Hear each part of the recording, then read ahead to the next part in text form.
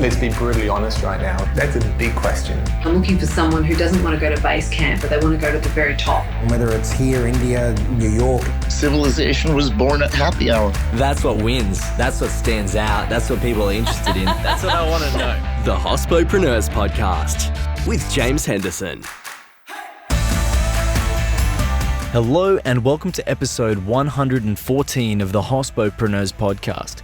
Long before his current role as general manager for Baskin-Robbins, Ben Flintoff worked in small business lending with a major Australian bank and further developed his finance career with a private bank in London, establishing a strong analytical foundation that led him to a holiday resort company in Canada, winery in Queensland, and cafe and catering business in Brisbane. Ben's passion for food and guest satisfaction ring through as he leads his team to create unforgettable memories through ice cream. Hello and welcome to the show, Ben. Hi, James. Thanks for having me.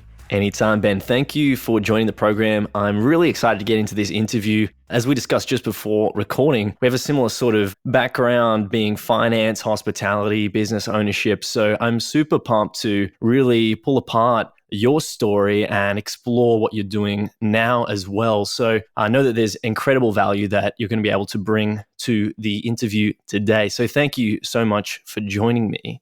Ben, as you know, the first question that I like to ask on this program is a crazy hospitality story or exceptional hospitality experience. So which would you like to go down? Which road would you like to go down with that one? I'm happy to stay with crazy for the moment.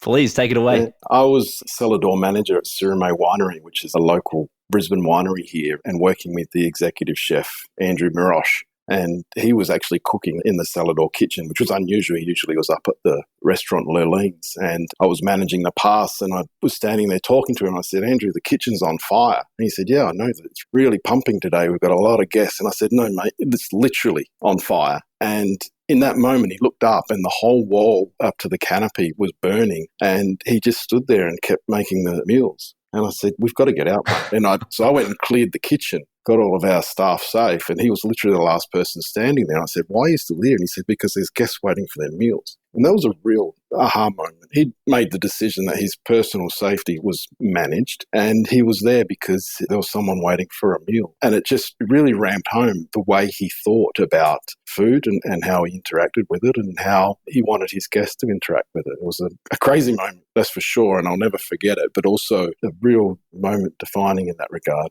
Wow, what a story. I know we've had some crazy ones on the program, but the one that I can think of did involve someone's hair getting lit on fire, but not the kitchen going up in flames. And certainly this demonstrates another level of commitment to the job. That's an incredible story. So thank you. Passion beyond belief. Yeah. Oh, 100%. Thank you for sharing that one, Ben. As you know from here, I like to ask why you do what you do. This question is really about ultimately what sits behind what it is that you do. I want to understand fundamentally what it is that really drives you to do what you do every single day. Personally, it was a deep desire to connect with people. And I actually started my career in banking. So out of university, I was in a major Australian bank's graduate program. And you work through the lending hall and small business lending and personal lending. And this was a time where doing 7 or 8 loan interviews in a week was a good week for a banker. And at the same time, I was having 20 loan interviews a week and meeting people after hours and going to their homes. Mobile banking hadn't even been invented at this point.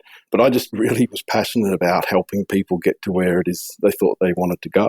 And it wasn't for me to judge, by the way. If that's where they were headed, I was just the one to help them get there.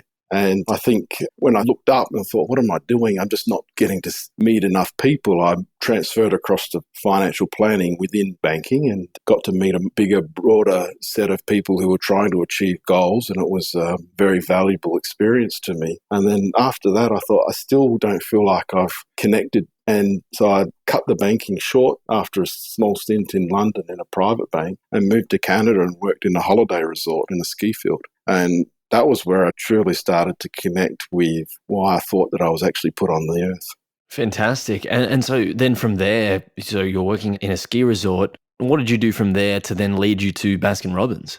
I was very fortunate because leaving financial planning, my employer at the time gave me a get out of jail free card and said, go do whatever it is you think it is you're going to do. And then if it doesn't work out, come back. And so I went to Canada, had my rum springer, which is a term I borrowed from the Amish people, and I can describe that later if you need. And I came back and I realised I just wanted to be people facing. And I bought a cafe in Brisbane and it was a franchise. I bought it just before the GFC, which isn't a sob story because we actually did incredibly well. We found that it was the restaurants and the $100 steaks that weren't getting the patronage. $10 sandwich was quite accessible in that period. And we were actually only charging $8 for a sandwich. So we had to put our prices up. And had that business for 5 years. I bought a cafe with a small catering arm and sold a catering business with a small cafe arm. It was just flipping the business on its head. And from there, I went to Cirame, which was the source of that story I just shared, and plucked from there into Baskin-Robbins into a state operations role, which eventually became a national operations role and turned into the role I'm currently doing, which is General Manager of Baskin-Robbins Australia. Listeners who aren't familiar with the sort of activities that you do, just to quickly scan over that one, what do you actually do day to day? The general manager is literally that. They're responsible for the profit and loss statement. So the supply chain function, the operations, which is the store network and the sales, driving the sales, having the marketing team reporting to you, training new franchise partners and reaching the team members within those stores, making sure that the moving parts are getting the attention that they need, and that's ongoing. There's never a perfect moment, I think. If one function is running perfectly well, it means you've possibly had to neglect another and it's time to turn your attention back to it. Now, Baskin-Robbins will have some tried and true methods that they have, systems and processes in place. How much flexibility do you have with the Australian operations? I think marketing-wise, in particular, we've proven that we're leaders. We won an Australian Business Award for Marketing Excellence in 2019 for the Creature Creations campaign, and that concept is actually being picked up by our brand owners to execute throughout the USA in 2,500 stores. This is from a marketing department of one, so we're seriously punching above our weight class in that regard. We don't control the product. It's made in Birmingham, Alabama and shipped to us. And there's certainly some brand standards that we must follow. But the creative execution and the management of our store development, that's a localised function for sure. Yeah, excellent. So you said you've got a marketing team of one here. How big is the Australian team for Baskin-Robbins? We're a lean team, and I joined Baskin-Robbins when there was 5 of us, and we actually had more stores. So we operated in a different way, and there's ways that you can do that too. You outsource functions, or you don't do them, or they're performed by other parts of your master license, if you like. But yeah, currently we have 12, and been incredibly fortunate to recruit and keep some highly talented team members. I'm thinking about a more pressing sort of question at the moment is with this growth in the at-home consumption market. I guess a lot of people are still want to have ice cream at home. So have you found demand has been increasing or decreasing, or what's been happening more recently for you with that change in at-home consumption? I think the switch to a digital lifestyle took a quantum leap forward in the last 6 months. I think we progressed 5 years in 5 months. I've got a quote, it's up on my wall. It's from a franchise partner in 2013 who said to me, Ben, we don't have to worry about online. You can't buy ice cream on the internet and have it delivered to your house. Fast forward 7 years and there's nothing further from the truth. It's complete misdirection. And we started our journey into delivering in April 2018. We conducted our first trial. And this was at the behest of franchise partners, by the way. I wasn't sitting in a padded cell coming up with the idea that we should deliver ice cream to homes like a mad scientist. It was franchise partners saying, no, there's a need. We were just smart enough to listen. And we got to probably high single digit at the end of 2018 and high double digit into 2019 as a percentage of our turnover. And then, the pandemic came along and we got to a third of our business in a couple of months. It was just wham. If you didn't play in that space, you were going to be a loser. There was absolutely going to be winners and losers in this time. Speaking of winners and losers, how has Baskin-Robbins been able to adapt over the years to be able to survive against the odds of other competitors who have entered the ice cream industry? Dessert is a feel-good food, and then there's always going to be a player and a new player. And I think good businesses, whether it's ice cream or computers or cars or services, they are consistently great. And I think that's a real key. point. We were hearing at the start of COVID, so March, April, that businesses that were essential services would be the ones that would continue trading. And so I just said to our team, we just have to find a way for our product to be an essential service.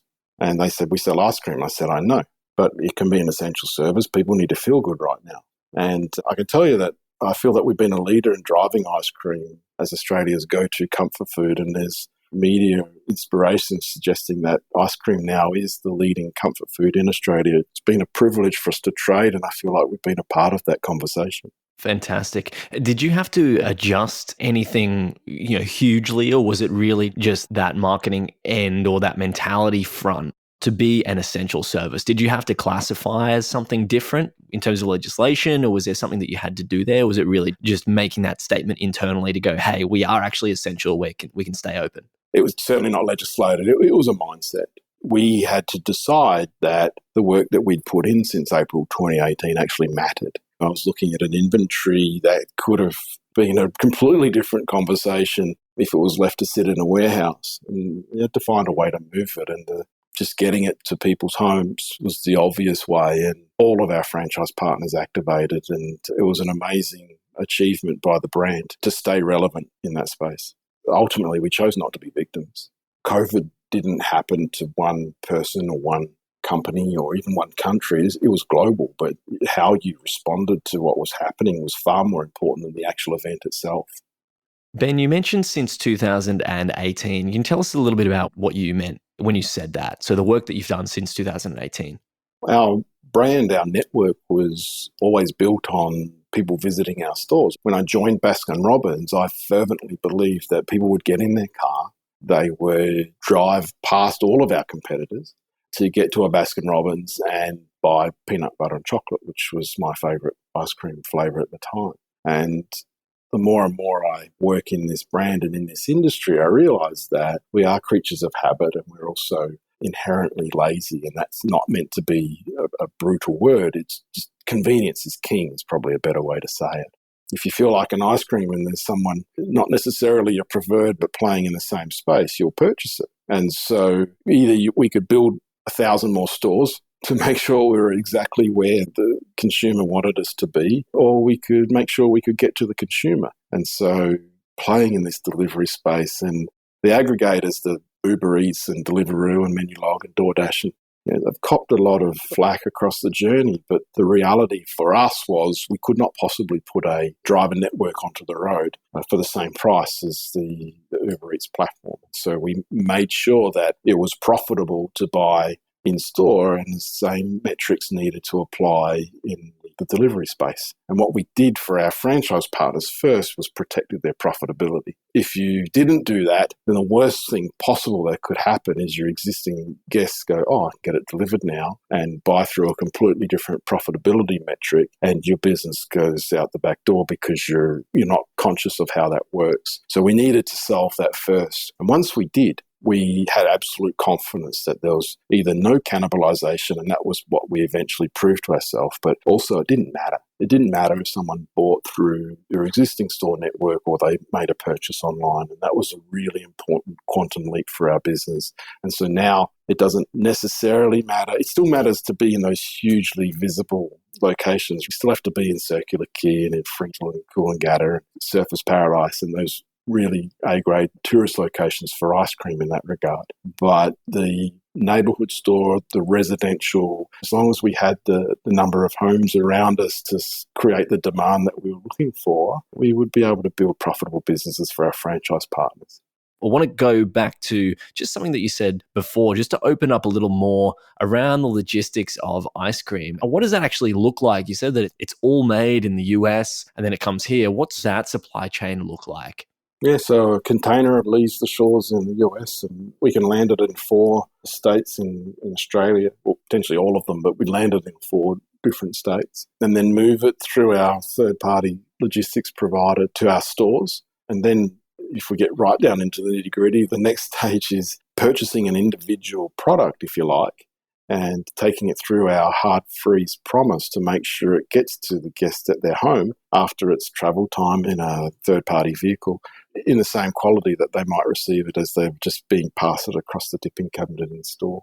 Does a lot of that research take place in the US as well, or is there an Australian division that looks at the portability of the goods? In terms of that particular work, that was basically test and trial. And I'd love to say there was an Australian division, but it was basically two people. You've got a team of 12, you're spreading yourself. But I think that's the whole idea of focusing on the big rocks. You have to work out what you can do, and sometimes the way you work out what you can do is actually by saying what you won't do. We knew that delivery was important. We probably would be kidding ourselves if we sat here and said we knew it was going to get to a third of our business in 2 years. That's pretty wild. Correct. In fact, if they had come to me and said this is going to happen, I probably would have had found that padded cell and and called the doctor.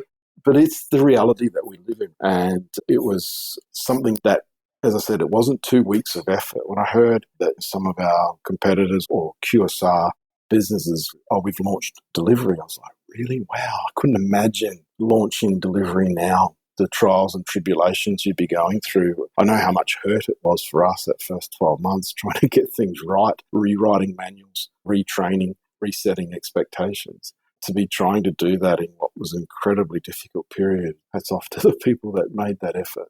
Ben, what does the business space in this particular industry look like? So I want to maybe funnel it down into ice cream more specifically. Is there any consolidation happening? What does the space look like in terms of acquisitions? Obviously, most of the operations for Baskin-Robbins are in the US, but are you mainly looking at that franchise growth model, or are you acquiring other businesses? How are you guys looking to expand in Australia, and how have you had success in the past few years? We're expanding through franchise growth by building new stores, and there's not currently a plan of acquisition. Next expansion would be through food service, through pre-pack or bulk ice cream. I don't necessarily say that we're not acquiring businesses, but right now I don't think it's the right time for our particular business. And with our ownership structure, they're getting a lot of comfort from the fact that we're paying our way. And I think there's probably some good conversations around the fact that we're not a drain. We're part of a bigger system, and we're certainly not a drain, and we're still putting up some market-leading numbers and some promotions, as I mentioned earlier, which are being taken overseas. And if they're perhaps cutting down numbers in their creative departments, but there's another market that's been able to execute something that can be repeated. I think, rinse and repeat is not a bad way to go at the moment if something is actually working. Because I guess whatever sticks is something to continue running with. If it ain't broke at the moment or something that is sticking, then we've got to run with that from what I'm hearing from you there. Yeah, and I don't want to give the impression that we're stuck in our ways either and resting on our laurels. We're certainly challenging what we're being told. We're also, you have to be respectful about it. If you've spent 70 years building up, a guest experience or brand heritage which relies on your flavour of the month, on pink spoon tasting when you're into stores, on a range of flavours and ways of presenting ice cream, then probably works.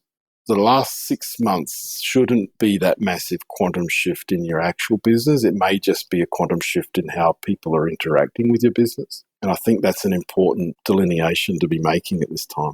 It leads me on to another point that I have actually from a friend of mine, a listener of the show, Rue. So Rue wanted to ask, he's noticed that you've been teaming up with Burrito Bar. Can you tell us about why that's taken place and what that collaboration's about? We've been trialling partnerships, and thanks to Rue for the question. It's a good spot, obviously Queensland-based. So our first Burrito Bar partnership was at Victoria Point, and it was a location where Baskin-Robbins as a standalone store had not succeeded, not once but twice. But the metrics around Victoria Point and being a residential population that I really wanted to make sure our product was available to meant that I had to think of that non-traditional outlet. And the opportunity to insert a kiosk, if you like, inside of the Burrito Bar that was reopening was the way to do that. It's not the first of its kind. We also have a relationship with iPlay, which is an amusement brand with arcade games and fun and leisure. We also have a tie-up with Hoyts. So we're a brand, I think, that stands well on its own. There's no question, and it would be completely disrespectful to our store owners who trusted us with that kind of thinking to say that we wouldn't. But there's also a time and a place for us to just be in a prime position and be a part of that conversation. And sometimes you don't have to be the whole conversation. And I think you'll see more of this. You have to be careful. You certainly couldn't enter different markets or territories in that approach because you would always only be an associate brand. And we've seen that in the past in ways former owners of this brand have acted. And there's definitely a way to go about it. We think we're getting it right. You don't learn in 5 months. You learn in 5 years. And so I've got 4 years and 7 months to go. There's a bit of time to find out how it plays out. But at least the mentality there around heroing the product and the brand is certainly something that I'm getting there. And as an associate in some environments is still valuable if you're getting those eyeballs and if that collaboration is worth it. Thank you for sharing that. It's interesting to hear. And thanks again to Rue for the question as well. Ben, what are you learning about or exploring at the moment? This can be professional, can be personal. Essentially, what I'm looking for is something that you're inspired about more specifically.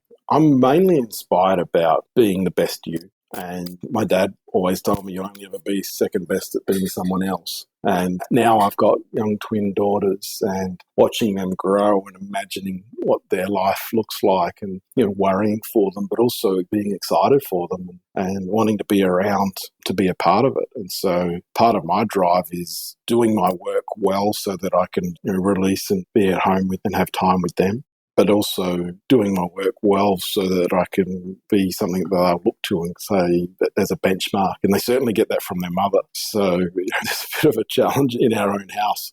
So personal growth is a journey that you never have to leave. And that's probably what excites me right now.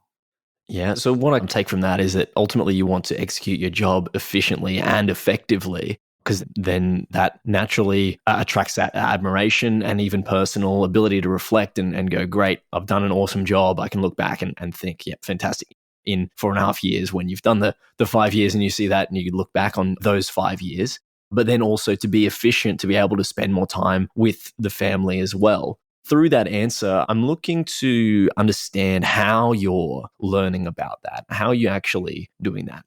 I think there are so many audio programs and books and ways of going about it. I think it's important just to pick one. And I remember reading that Benjamin Franklin would spend 21 days on any habit, and he would make sure he had it absolutely under control before he would focus on the next habit. And I think that's important. In my financial planning time, I remember a client coming in and saying, I've seen 5 other financial planners. Why are you going to be different? And I said, well, I don't think you should talk to me, because you've already spread yourself too thin. You're going to be confused. And back to your question, I think the way to embrace personal growth is to find out something that interests you, something that you can stick to for a period where you'll learn it. And for me, I use what's called a progress journal, and you write down the 3 things that are most important to you, and you also reflect on where you are with yourself and where you are with your home and relationships. And they are categorized separately, by the way. So there's 3 categories. We talk about work-home balance, but I don't think that's possible. I think it's work-home integration. But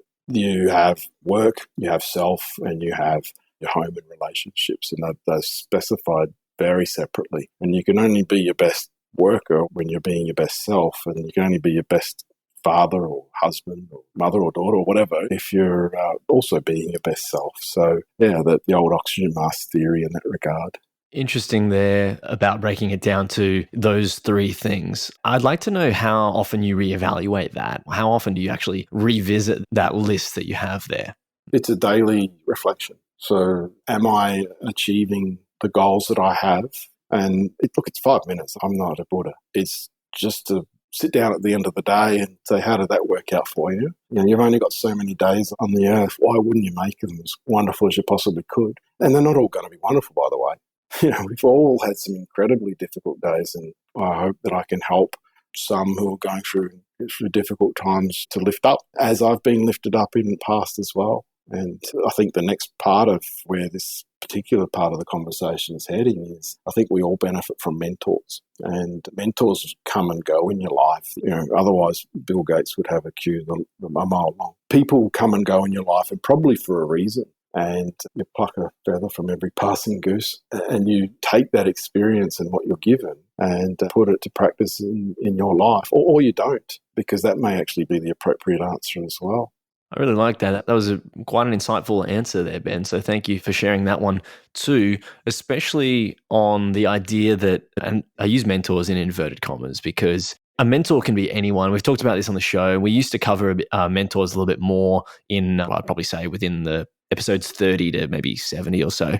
But I wanted to explore that a little bit more for a period there. The conclusion that I've come to around mentors is that ultimately they can come from anywhere, they can be anyone, and that it's really that we can learn anything from anyone. And a mentor specifically, I think, is just a concept that people use to make it salient that they can draw knowledge from anywhere or anyone. But in terms of a structured mentor, I am skeptical of the mentor industry. I'm very skeptical of it. I'd love to know your opinion on that one, Ben. But it sounds like the way you described it, pluck a feather from the passing gooses or geese, that's the sort of way to look at those things and acquire that knowledge. Is that correct? I think they both work. I think if you're skeptical about something, it has no chance.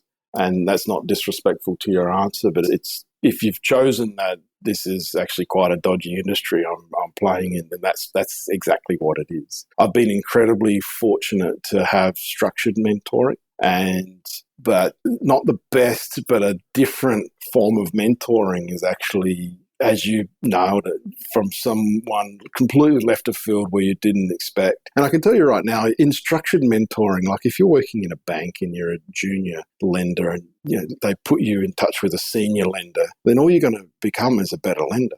But if you are a junior lender and they put you in touch with a soccer coach, why? No one knows. The conversation suddenly goes somewhere completely different. And you'll have your better chance of having that aha moment in a non-structured mentoring situation. But I don't think that's the only way to learn. I think structured learning actually has a place, and the point in my career and certainly the journey I've been on, it's been incredibly important to have someone sit down and say, actually, man, here's why you need to understand a P&L. Here's why you need to understand why your HR is your most important focus. That was a mini MBA, if you like. I haven't got an MBA, but I was incredibly fortunate to sit with a general manager who coached me through the whole function of the business and literally sitting at his feet, if you like. And it was an amazing time. But and neither is the only way to learn, I think, is the message I'm giving.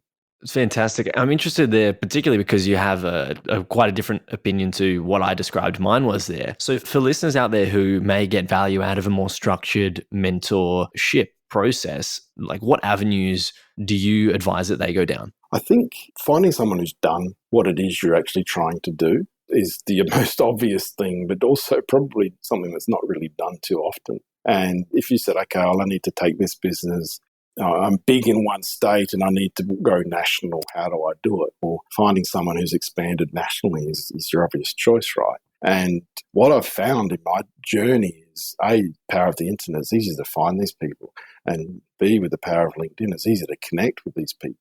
But what I've found, which probably surprised me the most, is how accessible they were. No one who's got to a point where they're viewed as a potential mentor is sitting back saying, I hope I go to the grave keeping all my secrets. They're literally saying, how do I help? Whether it's paid board or someone who's setting up a business or part of angel investors or whatever, I think they're genuinely interested. And I think that's the key, is curiosity. If you're genuinely curious about someone and what they've done, everyone loves to talk about themselves. I want to make just a little point there clear on what I'm describing around mentors. What I'm skeptical of is the mentor industry, not mentors specifically. Yeah. Because mentors can, as I described before, come from anywhere. And ultimately, that's what you're saying there. You can reach out to these people. But in terms of businesses that are mentor businesses, like you sign up or whatever, it's not an industry that I really delve into, but you're saying connect with people specifically that you want to learn from. And so for people out there listening, maybe they're a little bit younger, maybe they're older, maybe they're further in their careers and they're looking for someone who has done those things. Maybe they've found someone. Should they be actually putting forward as a value exchange for them? Is it a monetary thing? Is it paid coaching? Or is there something else that generally happens? I want to speak on, because I did know where you were headed, and you're right, there's indirect mentorship where you do reach out to someone through LinkedIn, and then there's the paid performance coaching. And I've worked with 2 paid performance coaches, and both were amazing. One was like literally being punched in the face. It was a massive wake-up moment. It was, Ben, you're telling me all of these things, you've talked for 18 minutes on this topic, but you do this. And I was like, wow. Right there, I got my money's worth, because it was like, how did I not know that? This is my life, and you've busted it in 18 minutes. Thank you. Now I've got to go and fix it. But I don't think you can ever give a mentor the value that they give you. And so trying to pay someone is probably a little bit disingenuous. I think showing respect, showing gratitude, showing a willingness to pay it forward. If you really wanted to meet someone and you said, I know that I can't possibly repay you, and anything I gave you would be a drop in the ocean, but what I will do is mentor this group of children at school, or attend this career session for a university. The most precious thing we have is time. And I think if you showed in some way that you're valuing that person's time by giving up more of yours, that would be a lever that would easily be pulled to get you in front of someone who you're valuing at that moment. Fantastic. Thank you, Ben. I'm going to round it out to the last couple of questions for the episode today, just for the sake of time. I would love to keep discussing mentors with you, but to progress further towards the end, I just want to know, what is your biggest challenge right now? This is a question that I normally ask nearing the end of the episode. This can be taken in any direction as well. Ultimately, it's about what you're experiencing friction with at the moment. I think true innovation is not giving something to a guest that they've told you that they want. It's actually giving them something that they didn't even know they needed. And in that regard, our biggest challenge is trying to think ahead, try and find out what the next thing is in that regard, while still being true to what I said earlier about being incredibly consistent in what you have built your brand upon. And I think staying relevant in a fast-paced world, when you're a bricks and mortar business and people seem to be moving digital, when you're a 70-year-old brand, when new news is the most interesting, that's a challenge which we're embracing every day. Fantastic. Ben, I just have one last question for you on the program today. Who would you like to hear on the show? I heard Guy Russo speak in person, and then I recently heard an interview he gave, and he's just such a beautiful man. His view, retail, will stand the test of time. And were you able to get in touch with him, that would be a conversation I'd be dialing into for sure. Fantastic. I'll have to reach out. Guzman & Gomez, I think, just cracked $1 billion, didn't they? You're right. Yeah. I want to thank you so much for your time today, Ben. It's been an absolute pleasure having you on. I certainly learned a lot, and I know that there'll be listeners out there who very much enjoyed the interview today. So thank you so much for joining the show. Thank you, James. I truly appreciated the opportunity to talk with you. This program is hosted by James Henderson, with technical production by Jake Olver. Voiceovers were by Angus Brennan and Shim Phelan. Thanks to our distribution team, led by Stephanie Holland, and a special thanks to you for tuning in every week. This program was produced by H Media. We'll see you soon.